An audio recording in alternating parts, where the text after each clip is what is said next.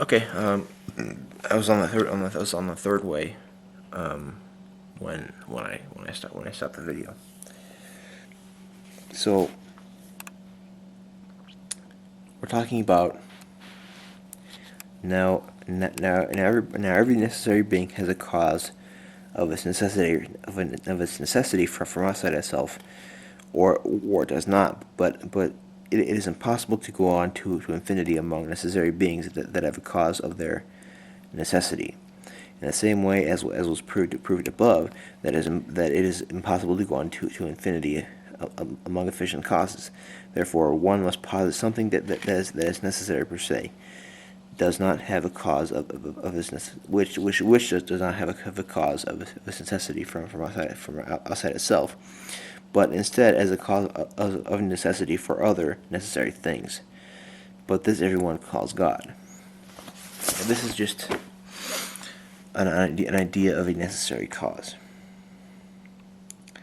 a necessary anything, which causes all the contingent things to happen.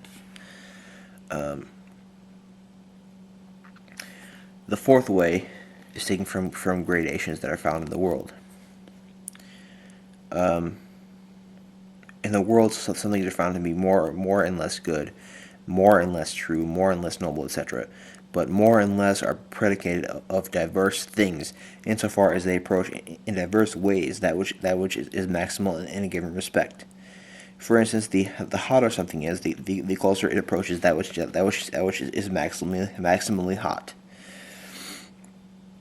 Therefore, there is something that is maximally true, maximally good, and maximally noble, and as a result is a maximal being. For according to the philosopher in Metaphysics 2, the philosopher here is Aristotle. Things that are maximally true are maximally beings. But as is claimed in the same book, that which is maximal in a given genus is a cause of all the things that belong to that genus. For instance, fire, which is maximally hot, is a cause of all hot things. So we're talking about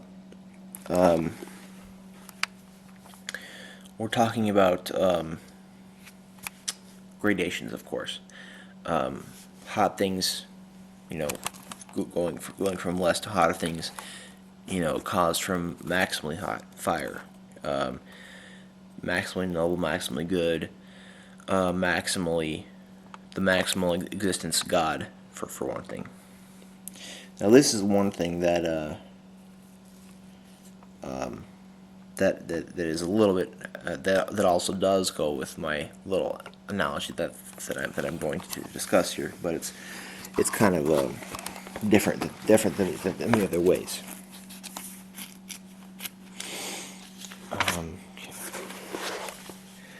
The fifth way is taken from the governance of things. We see that some things lacking cognition, natural bodies act for the sake of an end.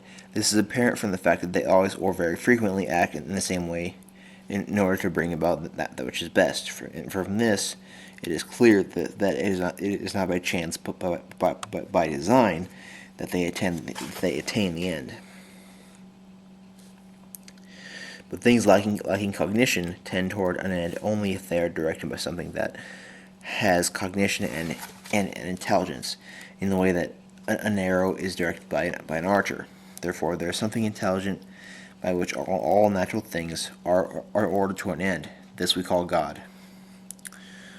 Okay. This little idea of governance of things has to do with how all things work.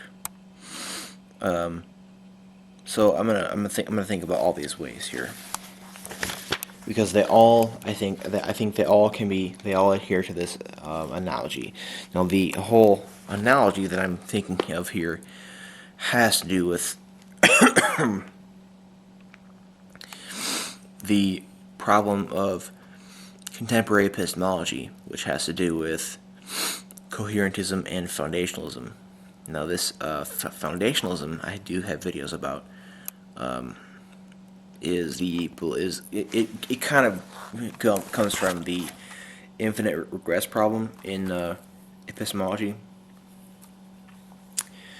where if we have a belief, we have to have a justification for that belief. Now we have a justification for belief 1.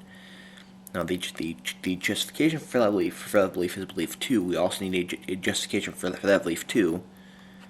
So we have another one. We need a justification for that one too. So we have another one. So this is an infinite regress into beliefs. Now, there are two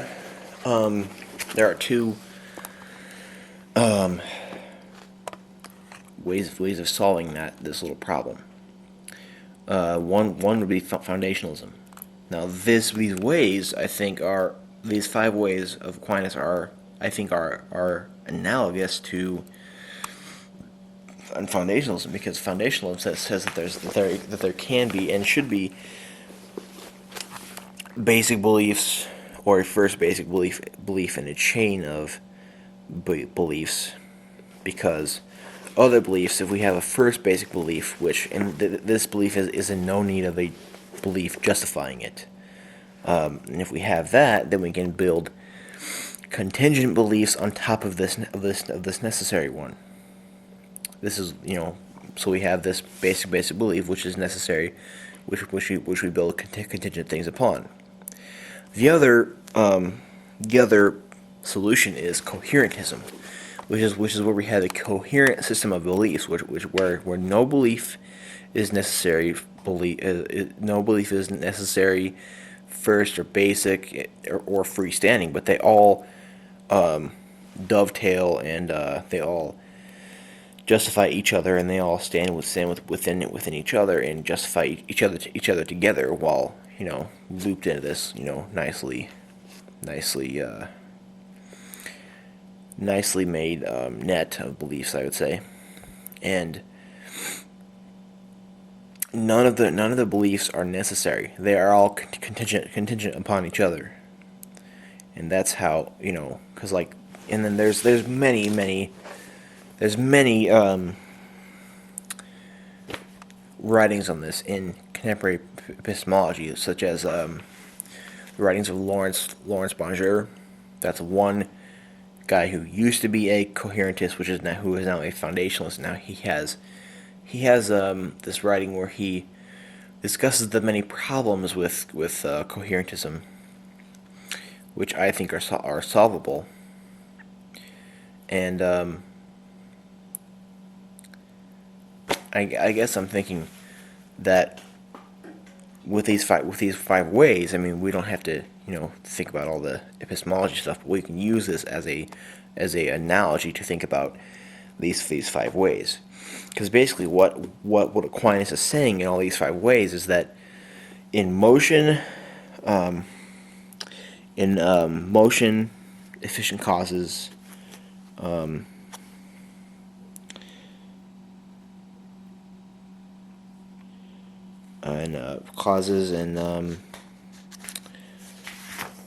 maximal things and governance.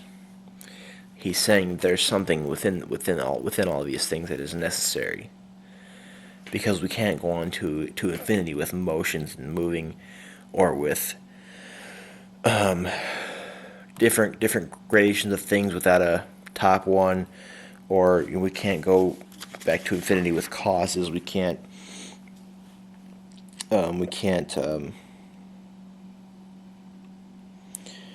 just keep going back to infinity with these things.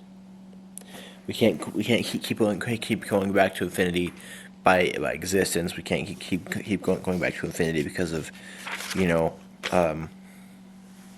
because with governance either. So he's saying that because of this little infinity problem with all of these different things, in all of the 5 ways, that we have to have this necessary one, this necessary cause, this necessary motion, necessary maximal thing, this necessary governor, this necessary existent, which I'm going to go to another video here.